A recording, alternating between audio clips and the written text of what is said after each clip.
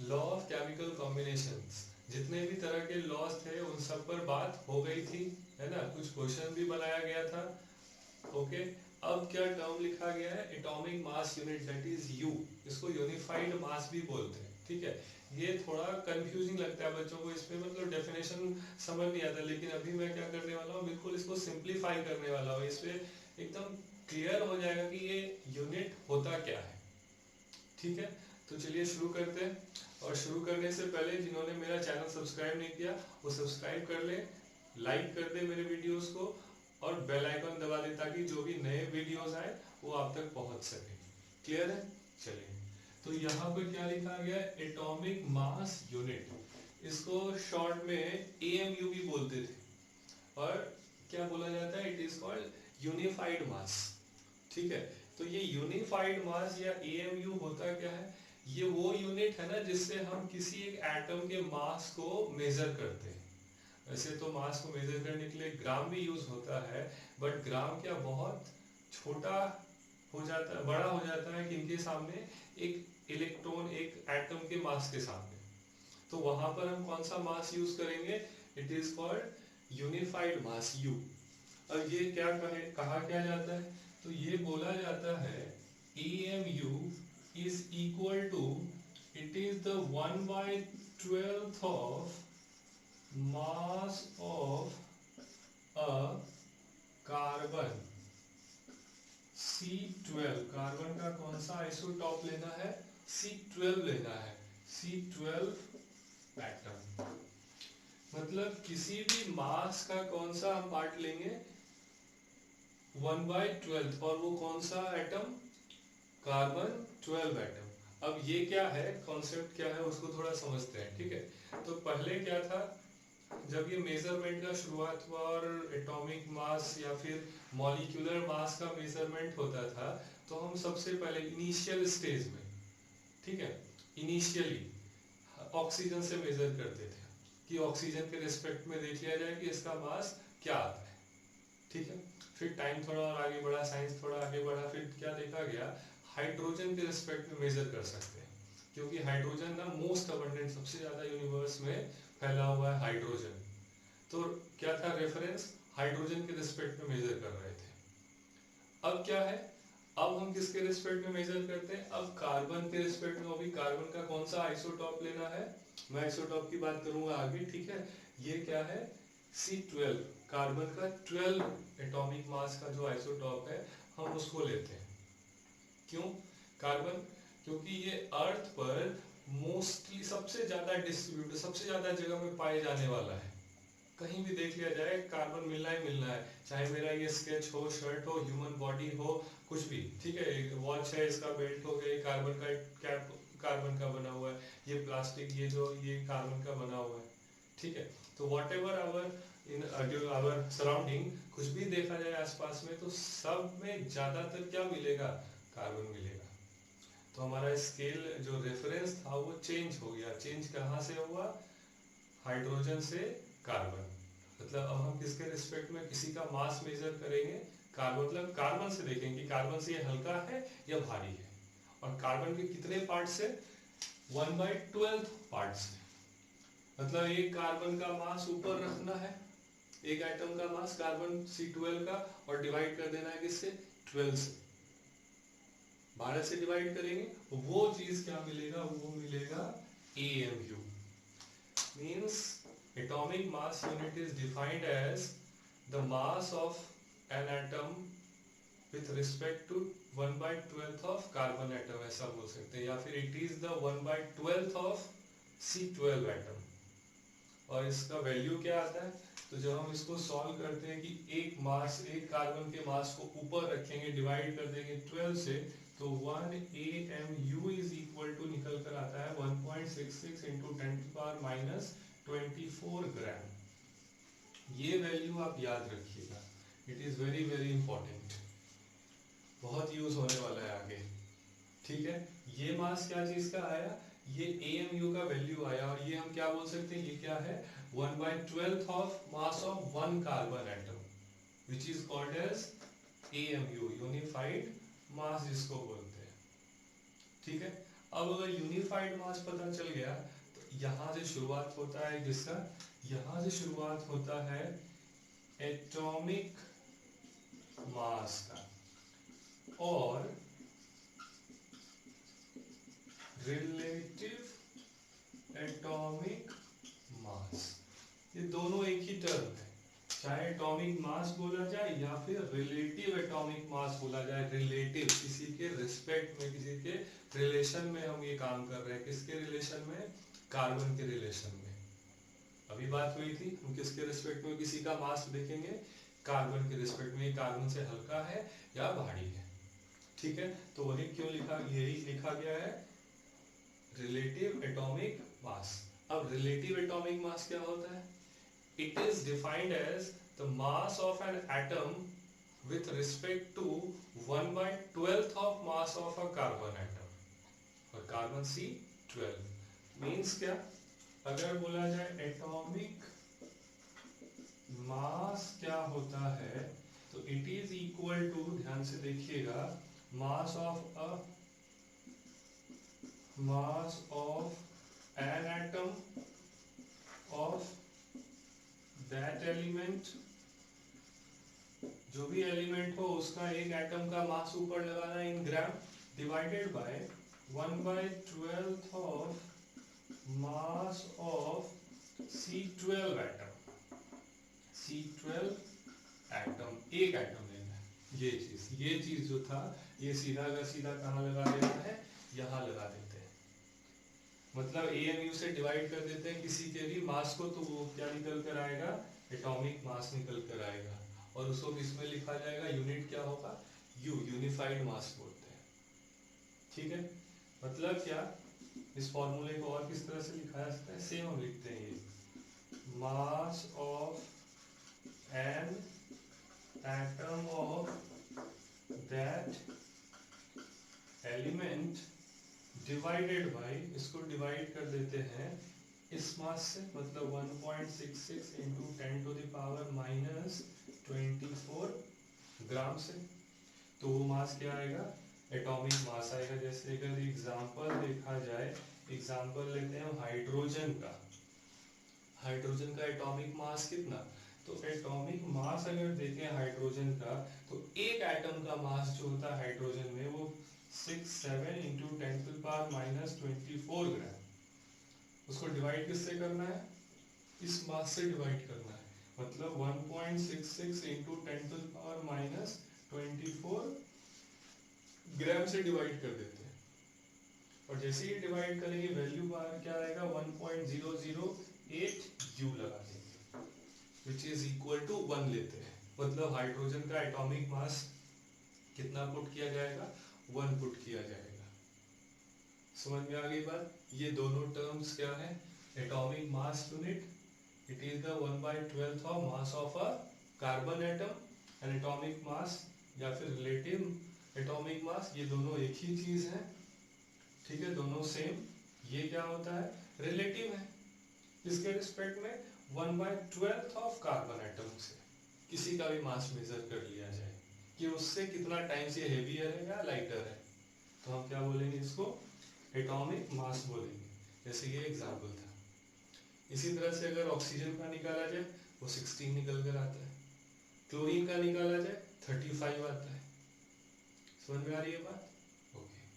अब अगर atomic mass जान गए तो एक टर्म है एवरेज एटॉमिक मास। टर्म है एवरेज एटॉमिक मास। ये एवरेज एटॉमिक मास क्या हम बोलते हैं, क्या होता है एवरेज एटॉमिक मास। तो जैसे कभी आप लोगों ने देखा होगा, जब हम एटॉमिक मास किसी बुक में देखते हैं तो उसमें पॉइंट में कुछ लिखा होता है। ठीक है, जैसे अगर क्लोरीन का देखा जाए तो वो लिखते हैं एटॉमिक मास में 35.54 इस तरह से। ठीक है, तो ये ऐसा क्यों होता है, एवरेज लिया जाता है। ठीक है, किसका एवरेज लिया जाता है, तो क्या है कि एलिमेंट्स जो है वो अपने आइसोटॉप्स में भी पाए जाते हैं। मतलब ऐसा नहीं कि वो सिर्फ एक ही फॉर्म में पाया जाता है, उनका एटॉमिक नंबर सेम होगा बट मास नंबर डिफरेंट हो जाता है। तो जहां भी ऐसा केस आता है उनको हम बोलते हैं आइसोटॉप्स, मतलब having same atomic number but different masses. ठीक है, तो क्लोरीन के एग्जांपल से समझते हैं एवरेज एटॉमिक मास को। क्लोरीन का दो आइसोटॉप है। क्लोरीन का कौन सा आइसोटॉप है? एटॉमिक नंबर तो ठीक है, हम 17 लिखते हैं, लेकिन मास नंबर क्या लिखा जाता है? 35 और ये 37, 37 लिखा जाता है। समझ में आ रही है बात? अब ये हमारे नेचर में क्या होता है, इसको जब देखते हैं तो ये 25% प्रेजेंट है, और ये जो है नेचर में 75%। उल्टा हो गया, एक सेकेंड। ये जो है नेचर में 75% है और ये 25% है। ये इनका कुछ परसेंटेज हो गया कि अगर क्लोरीन का कौन सा आइसोटॉप 35 आइसोटॉप है, 75% मिलेगा। 37 है तो वो 25% मिलेगा। क्लियर? अब इनका एवरेजिंग करते हैं, मतलब average atomic mass is equal to लिखा जाएगा, क्या लिखा जाएगा वो देखते हैं। 35 लिखते हैं, 35 वो कितना है? 75% है, प्लस 37 वो कितना है? 25% है, और टोटल परसेंट कितना हो गया? 100 हो गया। बस इस तरह से सॉल्व करना है। क्या? आइसोटॉप का मास और वो कितना परसेंट है, प्लस आइसोटॉप का मास वो कितना परसेंट है।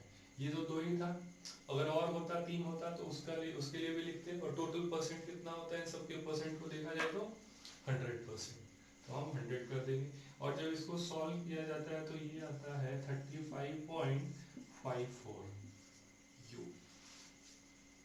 बस हो गया ये सॉल्व। इसी को बोलते हैं क्या? It is called average atomic mass. Clear है? अब इस पर एक क्वेश्चन है बोरोन के साथ। बोरोन का दो आइसोटॉप होता है, ठीक है, और उसमें क्या फाइंड करना है? परसेंटेज फाइंड करना है कि क्या परसेंटेज होगा। देखते हैं बोरोन के लिए क्वेश्चन क्या है।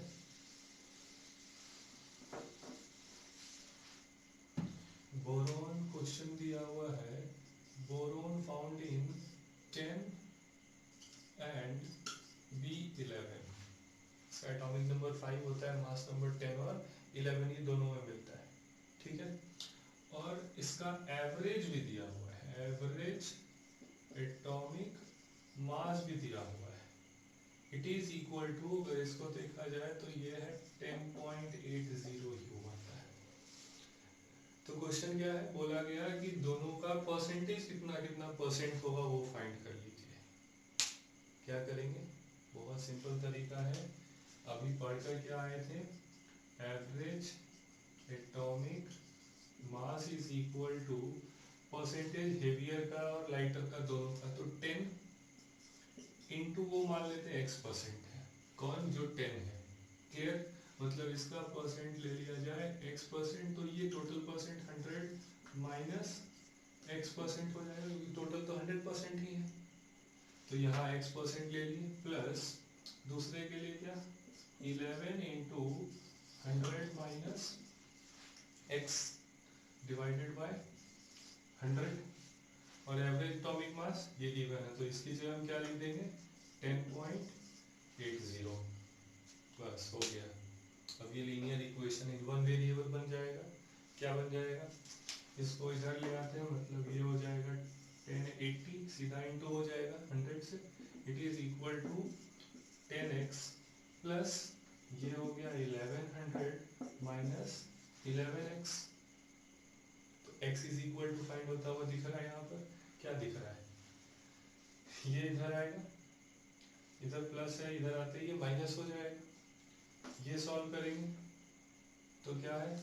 Minus x means -20 is equal to minus x, तो x इज इक्वल टू 20। मतलब ये जो लाइटर आइसोटॉप है वो, मतलब B10 510 जो है वो कितना परसेंट आया? 20%। तो B511 कितना होगा? 80% हो गया सॉल्व। ये तरीका है एवरेज एटॉमिक मास को सॉल्व करने का। कोई भी मिले, सेम फॉर्मूला लगाना है, सॉल्व कर देना है, हो गया क्वेश्चन सॉल्व। ठीक है, तो एवरेज एटॉमिक मास इसी को बोलते हैं। अब आगे बढ़ते हैं मॉलिक्यूलर मास पर। Next term is molecular mass. अब मॉलिक्यूलर मास के लिए बहुत घुमाने वाला भी डेफिनेशन है, मैं बिल्कुल सिंपल डेफिनेशन यूज करूंगा। मॉलिक्यूलर मास का, मॉलिक्यूलर मास के लिए ये सब बिल्कुल आप लोग याद रखिएगा, इसका सबका आगे यूज होने वाला है और बहुत डिटेल में यूज होगा। मोल कॉन्सेप्ट में तो पूरा का पूरा एटॉमिक मास और मॉलिक्यूलर मास ही चलेगा। ठीक है, तो देखते हैं आगे। तो मॉलिक्यूलर मास ये क्या, sum of atomic masses of all the atoms present in one molecule। एक मॉलिक्यूल में जितना भी एटम होगा सबके मास को जोड़ देना हो गया, वो क्या आ जाएगा, वो आ जाएगा मॉलिक्यूलर मास। नहीं तो इसके लिए भी वो डेफिनेशन लगाते हैं 1/12 ऑफ कार्बन एटम। इसके लिए क्या बोला जाएगा, it is the mass of a molecule of a substance heavier than 1/12 of, या फिर with respect to 1/12 of carbon atom। Same, लेकिन बिल्कुल सीधा सा डेफिनेशन, सम लगा देना है। जैसे क्या, H2O एक मॉलिक्यूल है, तो क्या यूज होगा, मॉलिक्यूलर मास यूज होगा। अब जैसे ही मॉलिक्यूलर मास यूज कर रहे हैं, हाइड्रोजन के 2 एटम, ऑक्सीजन का 1 एटम, इन सब के मास को ऐड कर देना है। कितना होगा, हाइड्रोजन का 1 यूनिट होता है 1 एटम का, 2 है तो इंटू 2 प्लस ऑक्सीजन का 16U, it is equal to 18U। ये 18U क्या आएगा, मॉलिक्यूलर मास आएगा H2O के लिए। वैसे अगर CH4 लेते हैं, मीथेन मॉलिक्यूल, तो कार्बन का 12U प्लस हाइड्रोजन का 1 into 4 is equal to 16U। It is the molecular mass of CH4। वैसे CO2 है, 12U plus 16 into 2 is equal to 44U। H2SO4 है, सल्फ्यूरिक एसिड, क्या होगा, हाइड्रोजन का 1 इंटू 2 प्लस सल्फर का 32U plus 16 into 4, सबको जोड़ेंगे तो ये 98U। इस तरह का मास आएगा। ये सब क्या कहलाएगा, ऑल आर मॉलिक्यूलर मास, मतलब एटॉमिक मासेस को जोड़ देना है। पूरे एक मॉलिक्यूल का मास क्या है, इसे इसको बहुत सिंपल तरीके से लेना है। क्लासरूम है, बोला जाए उसका मास क्या आएगा, तो क्लासरूम का मास कैसे फाइंड करेंगे, जितने भी बच्चे दिख रहे हैं सबके मास को ऐड कर देंगे। जो भी बेंच डेस्क वगैरह ये सब दिख रहा है, सबको ऐड कर दिया जाए, तो उस क्लासरूम का क्या आ जाएगा, वेट आ जाएगा, मास आ जाएगा। ठीक है, तो वैसे ही यहाँ पर ये सारे टर्म्स हैं। और जब केमिस्ट्री पढ़ते हैं तो मास और वेट दोनों को बराबर लेना है। ठीक है, फिजिक्स में ये दोनों अलग अलग बताया जाएगा, बट केमिस्ट्री के टर्म में क्या होता है, केमिस्ट्री में जो मॉलिक्यूल या एटम का मास होता है वो बहुत हल्का होता है और उस पर ग्रेविटी का कोई असर नहीं पड़ता है। तो अगर किसी मास पर ग्रेविटी का असर नहीं पड़े तो वेट और मास क्या हो जाएगा, बराबर, क्योंकि यही ग्रेविटी दोनों को डिफरेंशिएट करता था। ठीक है, तो जैसे ही हम देखेंगे क्या कि बहुत हल्का है, इस पर ग्रेविटी का कोई असर नहीं हो रहा है केमिस्ट्री में, कोई भी एटम या मॉलिक्यूल, तो हम दोनों के मास को इक्वल ले लेंगे। ये वेट ले ले या मास ले ले, दोनों बराबर है इन केमिस्ट्री, फिजिक्स में नहीं। ठीक है, ओके। अब एक टर्म आता है फॉर्मूला मास की। सर ये फॉर्मूला मास क्या होता है, बहुत जगह फॉर्मूला मास दिखा है, तो कुछ नहीं है फॉर्मूला मास। आयोनिक कंपाउंड होता है ना, तो वो सॉलिड में पाए जाते हैं, वो फॉर्मूला यूनिट में पाए जाते हैं। जैसे अगर NaCl लिखते हैं तो NaCl कोई मॉलिक्यूल नहीं है, NaCl क्या है, यूनिट, फॉर्मूला यूनिट, मतलब एक सोडियम का एटम और एक क्लोरीन का एटम इस तरह से जुड़ा हुआ रहेगा एक बॉन्ड से। ठीक है, इलेक्ट्रोस्टैटिक बॉन्ड से जुड़ा हुआ होता है इस तरह से। एक पर ये थोड़ा सा बड़ा बना दिया जाए, ठीक है, ये इस तरह से। इस पर पॉजिटिव, इस पर नेगेटिव चार्ज, और ये एक यूनिट है, फॉर्मूला यूनिट, क्रिस्टलाइन सॉलिड में मिलता है। ठीक है, तो हम इसके लिए क्या वर्ड यूज करते हैं, इसलिए वर्ड यूज करते हैं, ये फॉर्मूला यूनिट है, तो उसका मास क्या कहलाएगा, फॉर्मूला मास कहलाएगा। उसको मॉलिक्यूल, इसको मॉलिक्यूल नहीं बोलना है। मतलब जो भी आयोनिक कंपाउंड है सॉलिड में मिलता हो, जैसे CaCO3 हो गया, KCl हो गया, LiCl, या large number of ionic compounds हैं, उन सब के मास को क्या बोला जाएगा, वो सब फॉर्मूला मास कहलाएंगे। तो अगर फॉर्मूला मास देखा जाए NaCl का, तो क्या आएगा, 23 यूनिट प्लस 35.5 यूनिट, इन दोनों को जोड़ा जाए तो 58.5 unit. It is the formula unit mass of NaCl। Clear? आज यहीं तक बात करेंगे।